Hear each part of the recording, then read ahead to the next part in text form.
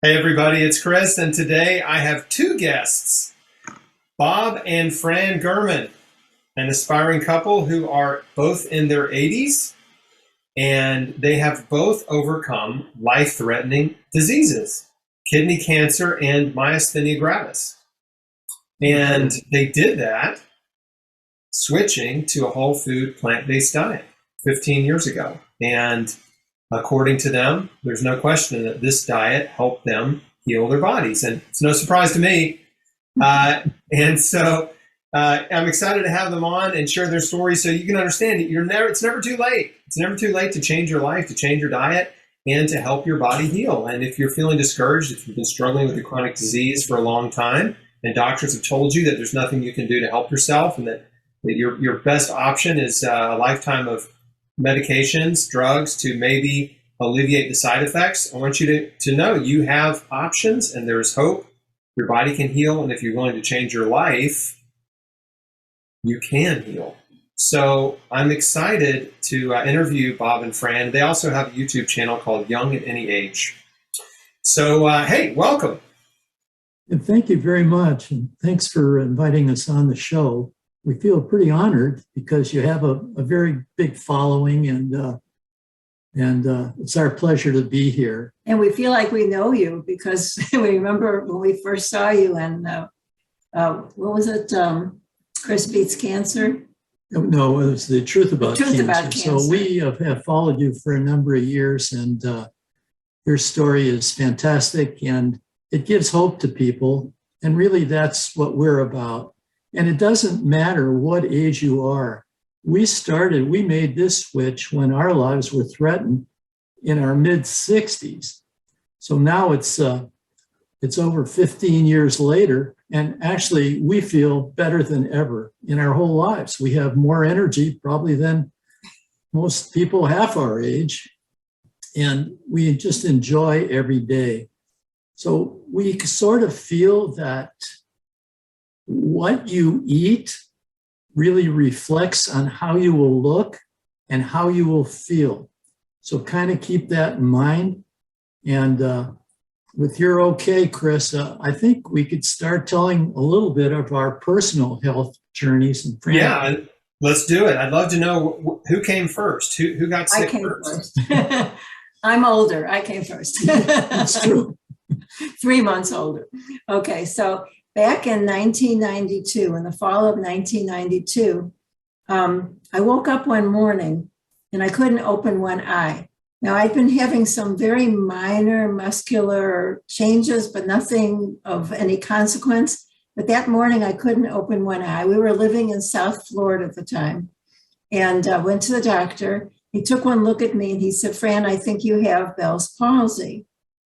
And I looked at him and I said, "No, I think I have myasthenia gravis." What's that? Now, Chris, I have no idea where this came from because hardly anybody even knows about this disease. Well, how did you know about it? I don't know how I knew about it. My inner wisdom, whatever. So he sent me across the street to the neurologist. Neurologist gave me what's called a tinselin test. It was a shot in my arm and my eye popped open, and he confirmed that my diagnosis was right. And that began my journey of drugs. And I was told initially that myasthenia gravis is incurable. It will shorten my life, and I will always be on medication. Mm-hmm. Myasthenia gravis is a Greek name meaning severe muscle weakness or grave muscle weakness. And that's exactly what it was. Not only couldn't I keep my eyes open, my vision was so double that they couldn't even put a prism in my glasses. I had to wear what looked like window blinds. I mean, they were horrible lines. I was very weak. Sometimes I couldn't pick my head up. I had trouble swallowing. I had trouble eating. I had trouble just your voice. General weakness. And I tried everything. I took vitamins, different supplements. I tried walking every morning when I was a little stronger. But I never could get really better. Now, it's really strange because here we are in South Florida with millions of people in the 3 counties, never met another myasthenic. Wow. In 2004, we moved to a small town in Western North Carolina. And the first week that we're here, Bob notices in the newspaper that the local hospital has a Myasthenia Gravis support group that meets every month. So we started going to those meetings. Now, let me ask you this, just to interrupt. Were you taking some medications at this time? Oh, I was taking prednisone. For 16 years. Yeah, I took low-dose prednisone for 16 years. I was on Mestinon every 4 hours around the clock. One doctor even put me on a cancer drug called Cytoxan, Wow. which is, and I was drinking a gallon of water every day by noon so that it wouldn't poison me. Right. But and he told me, he says, I have a 100% success record with this drug, that it will put you into remission. Unfortunately, I broke his record because it didn't do me any good. Let me ask you, did all of these drugs start with your diagnosis? Yeah, oh, absolutely. So you weren't taking any medications up to that point? No. Okay. I wanted to say that over the course of years, Fran saw, and I was with her, 11 different neurologists. They all said the same thing, that she would have a short life, she'd always be on meds, and never gave her any hope. Nothing ever mentioned about diet. And never said a word about what you eat, ever. So here we are in Western North Carolina. We started going to the support group. And Chris, I saw some really sick people. Because one thing that I noticed is everybody had more than one disease. Now, because I was doing my best to keep myself healthy, I fortunately didn't develop any other diseases, but they had heart disease, they had diabetes, they had cancer, and I learned really nothing. As a matter of fact, they were even serving chips and cookies and soft drinks at the meetings. But 1 month, they had a clinical nutritionist from Asheville come to the meeting. Now, I had never, like I said, I never heard anything about diet being related, okay? He comes in and he explains, here we're eating white meat, chicken, and turkey and fish, thinking we're really eating healthy, boring, but healthy. He explained that even with something as harmless as white meat chicken, it compromises the immune system. And he recommended getting off all animal products. He recommended reading The China Study by T. Colin Campbell and Diet for a New America by John Robbins. Great books. Chris, I was the only one in the group who took his advice, and I got both books, read them cover to cover, and changed my diet at once. Now, a year or so later, the people who I had become friends with in the group had all passed away, not from myasthenia, but from heart disease, cancer, and diabetes, where I was getting better. My only problem was every time I tried to get off the prednisone, I felt really sick. I felt like the myasthenia was getting worse. So I had the good fortune of going to visit my son in California, and he took me to a friend of his who was the first plant-based doctor in Southern California. And he explained to me that my adrenals had shut down with all that prednisone. First, he had to build up my adrenals very slowly over a period of months. And then he took me off the prednisone 1 milligram at a time, very slowly. And in a matter of a short period of time, I was totally symptom-free, no medication. And it's now almost 16 years later, and my incurable disease has gone. And I've outlived 4 of my doctors. That's amazing. Now, how long was this timeline from start to finish of when you said, okay, I'm adopting this plant-based diet until you were, off all medications? It was several weeks because I think it was a couple of months because the prednisone had to get out of my system. But that's a pretty short time, just a few Yeah, months. maybe 3 months, whatever. But the point is, I never went back on any medications. I even get threatening phone calls from my insurance company saying, you must not be taking care of yourself because you are not going to the doctor every couple of weeks and you are not taking any prescription drugs. They wanted to send a visiting nurse out to the house to examine me, and they would give me a $25 gift card to Walmart. I said, no, thank you. We need to get you on some drugs, ma'am. Yes, Yeah, exactly. yes. There must be some drugs that Must we be need. something wrong with you. Now, and I was doing really well. And fortunately, a whole food plant-based doctor moved to our town.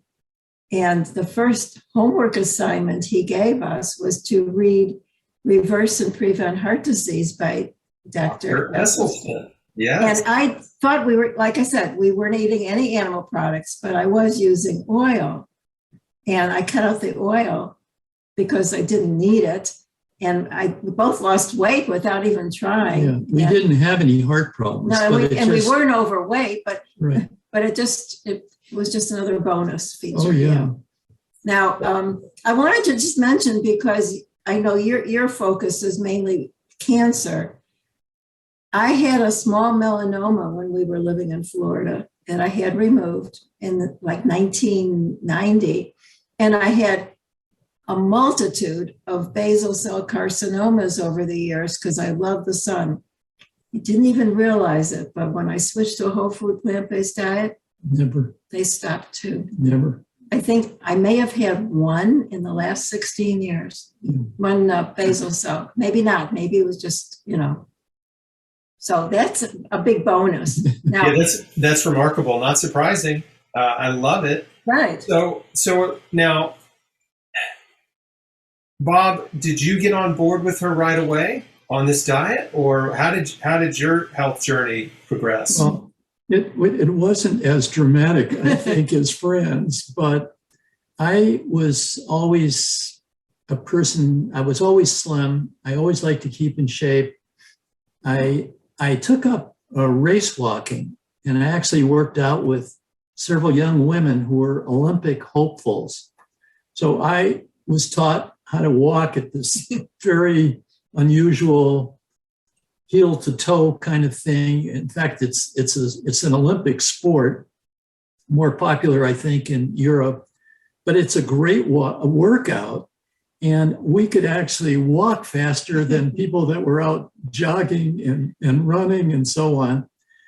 And we used the same path over and over and over again. And eventually, when they went away to train for the Olympic Games, I switched to a different location with a different surface. And I was doing 8-10 miles a day. And I developed a discomfort in my groin. No man likes to have that. I did go to a urologist, a local guy in here in Hendersonville, North Carolina, where we live. And he examined me, and he said, I can't find anything down there, but I know that you wouldn't be here unless something was wrong, and suggested that I have a CAT scan done, which I really didn't want to do. But he said, I encourage you to let's do it. So I gave in. He called me back in his office a few days later, and he said, there's nothing wrong with your groin. You probably just pulled a muscle, but take a look at this. And he showed me the film on the wall, and there was a growth on the outside edge of my left kidney. And he said, I think that you need to have this removed right away. And I'm not skilled enough to do it. So I wind up going to a very well-known international hospital in Durham, North Carolina, the Duke Medical Center there. They have a very large cancer clinic. And they were great. It was a positive experience, even though it was sort of a negative one at the same time, but they treated me well. And I I went through what was called a cryoablation surgery. And at that time, I think that there were only two people in the United States, two doctors that could do this that had a record of success. And this fellow that did mine was one of them. I remember they had to fly in equipment from New York or somewhere to do this surgery. But the idea was that with cryoablation, they actually froze the tumor off during the surgery, and then it just dissipated. And they told me that they really couldn't do a biopsy before that because they were worried if it was malignant with the needle stuck in there, it could have spread unintentionally. So I waited a couple days, which was very difficult. It was like a 4-hour drive from our home to the medical center. And then they made an appointment to discuss the results, which that alone was like, drove me crazy, just the waiting for test results. I'm sure a lot of your viewers can identify with that.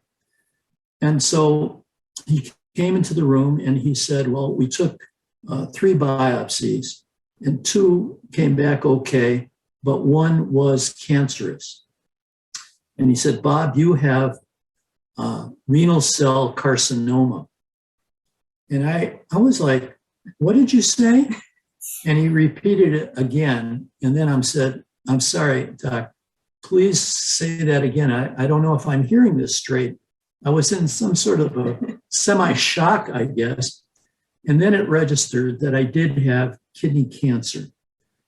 And so on the way home, but he did say, I got it. You know, the typical, I got it all.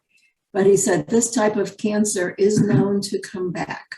Yeah. So that 4-hour drive that I mentioned, we had the heart-to-heart, and Fran said, and I actually I felt this as well, that I had to do something. He didn't tell me to change anything about my life, any lifestyle changes, any change in diet or anything. But he said, come back in six weeks for another CAT scan. 6 months. Yeah. 6 months, and then another CAT scan. So on the way home, I told Fran that you just started plant-based eating, and I'm all in. And so we made a commitment, which I think is really important, to ourselves and to each other, to just go on a plant-based diet, not to even try it out, just jump in with both feet. And my reason was to prevent the recurrence of this devastating disease. Fran was about reversing the disease that she had. And that plant-based diet can work for doing just that, prevention as well as reversal.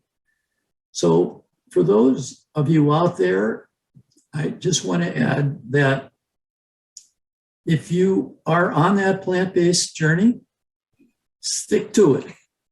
If you have fallen off the wagon, get back on. And if you haven't tried it and you're thinking about it and you keep procrastinating about it, get on it as fast as you can. It will be the smartest darn thing you have ever done in your life. You will live. Here we are. Fran was supposed to be dead 2 decades ago. And here we are enjoying the third of our lives better than any time in our lives. So it doesn't matter what age you are. But we are just so happy with it, and we advocate for it. So that's our stories. We're sticking to it. It's amazing. I love it so much. And I want to clarify. So when you started eating plant-based, Fran had not yet healed. I mean, did it converge right at the same time? I think so. Yeah, it was very close to the same time. Yeah. So Fran, you weren't to the point yet where you were off your medication even, were you? Well, not yet, not fully. Not fully. But you were maybe a month or 2 in or something like that? Yeah, something like that. But, it's just amazing. To us, it was a no-brainer. And we just know so many people that just absolutely refuse to change their diet to improve their health. And I don't get it. I know it is. So many friends and relatives. It's tough, and I also have seen. I see this all the time, and Yeah. I don't know why some people are not willing to give up certain food groups, but I do know that it is a very real thing that some people, they just won't stop eating meat or eating junk food or fast food. It's important to them, you know, and I think, you know, I've researched this a lot, and I do understand the reasons, you know, but at the end of the day, you know, if your life is the most important thing to you, if you want to preserve your life and restore your health, I would eat tree bark. Yes. Right? If I had evidence that tree bark would cure me. Aren't you glad you don't have to? Right. I mean, I would do it, you know, it's like, so I think really getting clear about what do you want? Do you want to live? Do you want to get well? And what are you willing to give up? And are you willing to give up everything to get well? And for me, that was easy. And it sounds like it was easier for both of you. And I hope that we can continue to encourage people, not make anybody feel bad about their choices, but just encourage people to understand that you can change your life. And in doing so, you can improve your life and heal your body if you're just willing to take some massive action, right? And changing your diet from, you know, the Western diet to a whole food plant-based, it's massive action, right? You're making a huge change, whether you realize it or not. And it's not just changing what, you know, food you put in your mouth, it's changing what food is doing to your body. Absolutely. You know, when we first started with this over 15 years ago, it wasn't that easy because there wasn't that much available to, you know, the resources now, my God, between cookbooks and YouTubes and all the information on the internet. Like if I want to make a recipe, all I do is just Google that recipe, vegan, and I get the recipe and I leave out the oil. And now we've got air fryers and Instant Pots. It couldn't be easier. Actually, I think Chris, speaking for Fran, she was like, I was a terrible cook. I was going to say an average cook. No, I was below average. Not that terrible. I mean, we both worked full time. We were realtors in Florida. You know, I hardly ever had time to cook, and it was horrible. Now I love to cook. I made it my hobby, especially with COVID. You know, staying in, I've learned to make all kinds of amazing dishes. Yeah, there's new plant-based cookbooks coming out all the time, including mine right there. I see it. There it is. Eat Cancer Kitchen came out in mid-November, so it's basically been out almost 2 months now. But yeah, just contributing to the pile, right? And here's another one to throw on the stack. There is no excuse anymore. Yeah, people can't say I don't know how to cook. So well, at the end of the day, right? You have to be willing to stop making excuses, right? Yeah. Because I have a book called Beat Cancer Daily, which is like a daily reader, daily devotional type book. And on one of those pages, I write something to this effect, which is, there's no limit to the amount of excuses available to you, right? There's no limit. You just have to decide to stop making excuses and start taking action, right? Because there's every excuse in the world is available for you to use, you know, if you need an excuse, but your life's not going to get better, right? You either make excuses or you make progress. And so it's just so wonderful. Your story's so great because, again, I think it's hard for people to believe, you know, the big challenge for me and for you, for us, because we're on the same team here. The big challenge is just getting people to believe that healing is possible when they've been told by their doctor that it isn't, right? I mean, that's the one domino. That's the big domino that we're trying to knock over, is just to instill that little spark of hope that healing is possible. Yeah. Because once a person believes it's possible, then they start thinking differently about their situation. And then they start thinking, well, if it's possible, then what can I do, right? And then if they're thinking, what can I do? Then they start reading and researching, right? And learning things. And then hopefully, once they're learning things, they start doing things, right? They take action. And so all of that, all action is inspired by belief, right? That's why we do things, because we believe that in doing something, it'll produce a result that we want. So that really is the big challenge. And your story is so awesome because I think, again, I just took a long way around to get to this point, but it's hard for young people to believe this, and it's even harder for older folks to believe it, right? And there are people that are in middle age or beyond to believe that anything they do is going to make a difference in their life because they're in such a, their daily habits, their food habits and their thought habits and their lifestyle habits are so ingrained, right? They've been doing them for 40 years or 60 years. So, and they're bombarded by commercials and disinformation. And, all kinds of disinformation, even from doctors. The first thing that most doctors want to do is just give you a pill. I tell you how we looked at it. This is sort of a way to reinvent ourselves. And anybody can do this at any age. Once we start eating clean like this, we started meditating. We started doing regular exercise every day. We started sleeping better. We were more conscious of other lifestyle strategies, and it's like a renewal of life. It is a wonderful feeling, and I think change is good. It's at any age. I think sometimes people get just stuck in the mud and they just don't want to get out. But boy, if you can get out and make some lifestyle changes that keep you healthy and active and vital, it's a wondrous thing. It's just great. And Chris, we're beginning to see a little bit of a shift in the medical field with lifestyle medicine. Yes. It's going to take a while, but I think it's coming. It's coming. Lifestyle medicine is growing. There are more plant-based physicians now than ever before. Right.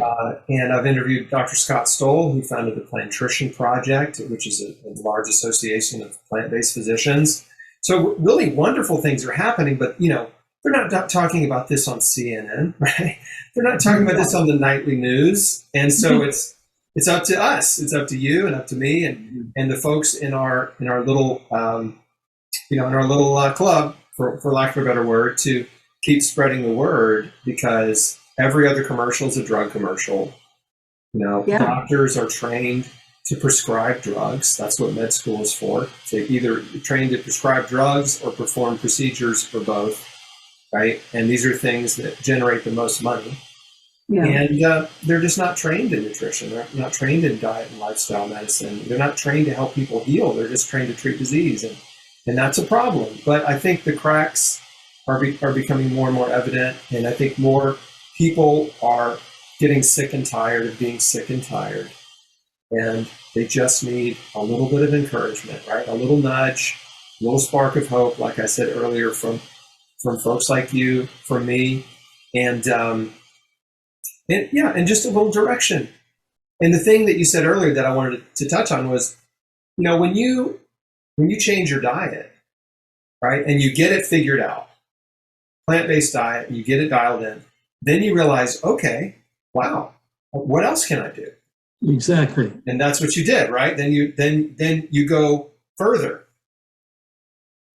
Exactly. And I'll tell you, since we've been retired for over 25 years or so. Because I couldn't work. Yeah, and we spent most of our time volunteering. And then when COVID came in, we couldn't interact with other people, whether it was delivering Meals on Wheels or working at a crisis center, all these things that we were doing to keep active. So we started thinking, like, what can we do? We're in self-isolation in our home. What can we do that would benefit other people? And we could do that, at home. So I thought, I didn't know much about YouTube, but I knew it was popular, and I checked it out. And geez, I could name a song from the 1950s, and if I wanted the lyrics, I go to YouTube and it's there. Yeah. And so we started a YouTube channel. So it was our way of helping others by just saying what we do. And it kept my brain sharp as well, because it was a challenge and a big learning curve, but I nailed it. And it's been a very great hobby for us. And the response from people all over the world. It's about healthy aging. And of course, healthy eating, plant-based eating is an integral part of this. And it's just another way of, another extension of what we did by changing our diet. It just made us start thinking more out of the box, meeting new people, coming up with new ideas, and actually saying yes to life, and at every turn. And it just been wonderful. You know, we know so many people whose whole life revolves around doctor's appointments, procedures, Surgery. Taking their medication. I mean, there's got to be more to life than that. We have this little saying that growing older does not necessarily mean getting sicker. Although a lot of people do believe that it's absolutely the way what happens. But it's not. And we're living proof that it's not. So that negative thinking, it's not going to get you anywhere, because you can grow older and healthier. And actually, we feel that we reverse our ages. So we are really 108. Now we've reversed now, and we're in our 80s. We're doing great. I was going to say you're in your 20s. We're getting there. Yeah, just keep getting younger. Well, you know, the medical industry has done a pretty good job of increasing lifespans, but they haven't increased the health span, right? And that's the years, that's the number of healthy years. And so, yeah, they can save your life. They can crack your sternum open and give you a quadruple bypass and buy you more time, right? And they can give you blood thinners and buy you more time. They can give you all kinds of medications that buy you time, but they definitely do not increase your quality of life. And they often just lead to more chronic problems caused by the medications and a progression of the disease that the medication is not solving.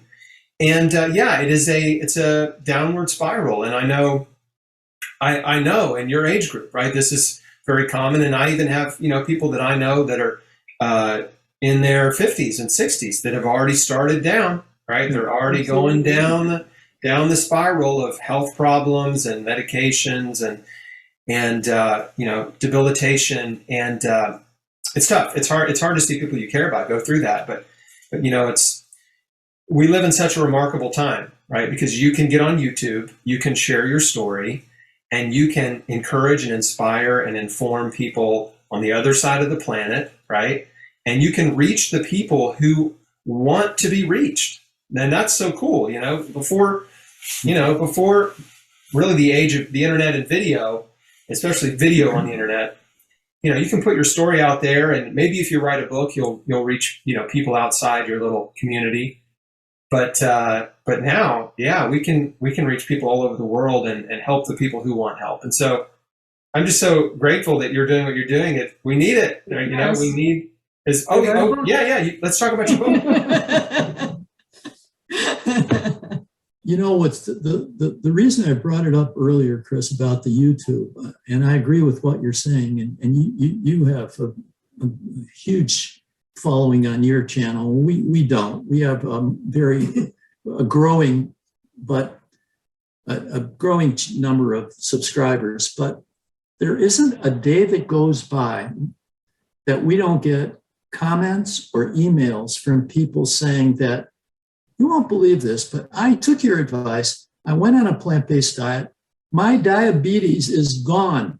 In 30 days, it's gone. And my doctor is like looking around.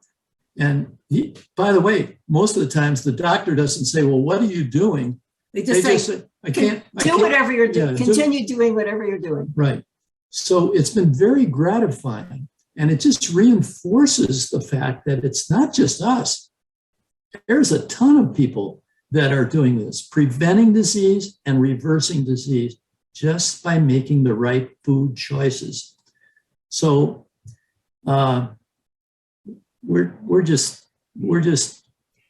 feeling good about it. We advocate other people to do it, and it's the feedback has been our fuel. It's been great. Well, this has been really fun. I want to make sure that people know where to find you. So first, you've got a YouTube channel, which is called Young at Any Age. We'll link to that in the show notes. Do you have a website? Yes, it's www.bobn, that's the letter N, as in Nancy, bobnfran.com. So Okay. it's bobnfran.com. And we have a lot of resources on that website. Everything's free. One thing I want to mention is I have a lot of recipes on there because so many people think that all we eat is steamed rice and vegetables. We eat all kinds of wonderful, I'm really big into ethnic food, lots of spices. So there's all kinds of neat recipes. I love the spices. I We love do spicy too. food.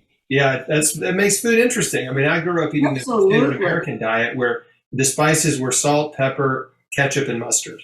You know what I'm saying? That was it. That's all Like I grew up with. everything tasted the same, basically. And then I discovered, in my 20s Indian food and fell in love with that Ethiopian cuisine. Yes. Of course, Thai and Southeast Asian cuisine. And I have a lot of those recipes too in my cookbook because we just love them so much. Yeah. But your book, I want to make sure we talk about your book, 101 Ways to Be Young at Any Age. Yes. Right. It's we were encouraged to write the book by our kids, and it was on our bucket list. And it's just a compilation of actionable short essays or short chapters on how you can actually reverse your age. These are tips to stay young, no matter if you're 28 or 82. And it's $12.95. You can get it on Amazon, and 100% of the proceeds go to fight child trafficking. And that's sort of a project that we have and had for many years. One thing we didn't mention, you just mentioned Thai food. We spent 9 winters in Chiang Mai, Thailand, where we could walk to at least 30 vegetarian restaurants. Now there's even more there. It's amazing. They call it vegetarian because they don't use dairy products. And even if it has an egg on top of it, they can leave the egg off. So it's basically vegan. One thing I did want to mention is there's an abundance of vegan foods hitting the market now. It seems like every company is getting into vegan food and all the fast food restaurants. I just wanted to mention that vegan doesn't necessarily mean healthy. It's good for the planet and good for the animals, but plant-based is what we emphasize to be good for people. There's a lot of fat in those big new burgers that are out. And so just be careful out there. It's best to make the stuff at home, we feel. And we went to somebody's house for dinner this past summer, and she served something that was so delicious that I looked at the ingredients when I went to the store. It has 16 grams of fat in one serving. Okay, we'll skip that one. It was a store-bought thing. I agree 100%. There's a lot of plant-based or vegan options out there in restaurants, but a lot of them are very processed, right? It's processed food. It's junk food. It's fast food. Right? The vegan burger or the veggie burger, it's not healthy food. No. Is it slightly less unhealthy than the ground beef? Okay, yeah, maybe it's less unhealthy, but there's definitely a spectrum, right? And if you want to be in the healthiest quadrant, then eat whole plant foods, whole fruits and vegetables, nuts and seeds, whole grains, herbs and spices. Like, this is what you want to focus on. So thank you for bringing that up, because I also feel passionately about, it's nice to see plant-based options popping up in lots of places, but if you know, if you really want to focus on health and restore your health, you still need to avoid the processed, you know, fake meats and stuff like that. Right. Exactly. Last thing I want to ask you about is you mentioned the organization against child trafficking. You want to talk about that briefly? Yeah, well, we discovered there is a dark side to every country. As much as we love Thailand and the culture there, human trafficking is a big problem, especially trafficking of children into the sex industry. And it's a worldwide problem. It's tied into poverty. Yeah. People are so poor that they actually sell their daughter.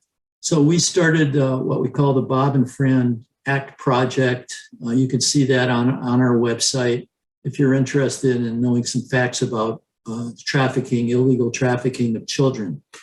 And so we use the book as one way to raise some funds to support. And our answer to the trafficking issue is not just pulling them out of the brothels, which doesn't work, but to prevent the trafficking by educating the families and enriching, and the girls especially, educating them, providing education, building schools, providing health services, and trying to enrich these poor villages, primarily in Southeast Asia and across the world, to make people become less vulnerable to the traffickers. Well, that is a incredible, noble effort, and it's very close to my heart. I've given money to anti-child sex trafficking organizations over the years, and will continue to do so. And yeah, it is really, it's a deep and dark subject that I think a lot of people don't even understand. And it goes on in the U.S. You know, yeah. There's a lot of it happening in the U.S., but even more so in poorer nations. Yes. And thank you for doing that. That really is an incredible, like I said, very noble thing to do, and to focus time and energy and resources toward. Okay, well, I think we can call it a wrap. This was really fun.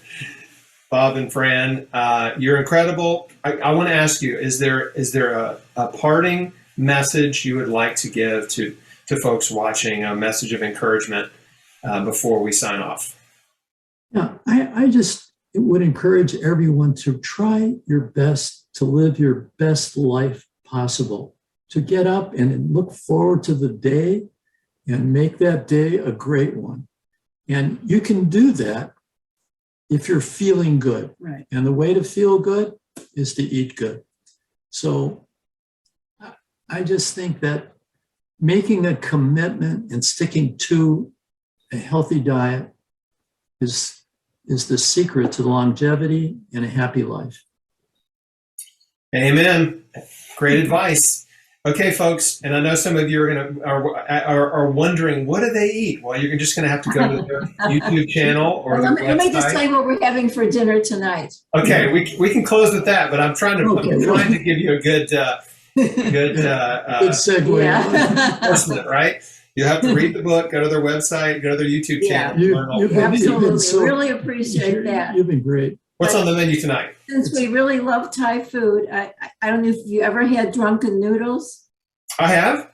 Okay, the Thai name is Pad Ki Mao. And what I've done is I've actually taken recipes from restaurants we used to eat in all the time. And I kind of played around with it. And so I've got it all prepped. The vegetables are all cut and ready to go. And it is delicious. Spicy, good. Yeah, nice and spicy. Hey, Chris, thanks for having us, man. We appreciate it. It was really great meeting you. Yeah, it's almost dinner time, so you're making me hungry. I got to tell you that I love the picture on your website of your family. You have a beautiful family. Where are you? I am in Memphis, Tennessee. Oh, we're not too far. Well, you can come over for dinner one night. You still in North Carolina? You must be getting some weather, huh? We are going to get snow today. Yeah, we got some weather. Yeah. Yep. So there's a little bit of snow on the ground. Not enough. I want a little bit more. We don't we don't typically get very much. But anyway. Well, we're from Chicago originally, so let me tell you, we have all the snow we needed for A lifetime's worth, right? Yes. Thanks for having us, Chris. Yeah, we really appreciate it. Thank you both. Hey, everybody. Wasn't this fun? Isn't this encouraging? Please like the video, subscribe to my channel, and go subscribe to Young at Any Age, Bob and Fran's channel. And please share this video with people that you know. The world needs to know that nutrition can help heal disease. It's a key component of health, and that you can change your diet, you can change your life, and you will reap a reward, a benefit in a short time by doing so, especially if you focus on whole plant foods. So that's it for today. Thanks for watching, everybody. Thank you, Bob and Fran. Thank you. Thank you. Appreciate you. See ya. Bye.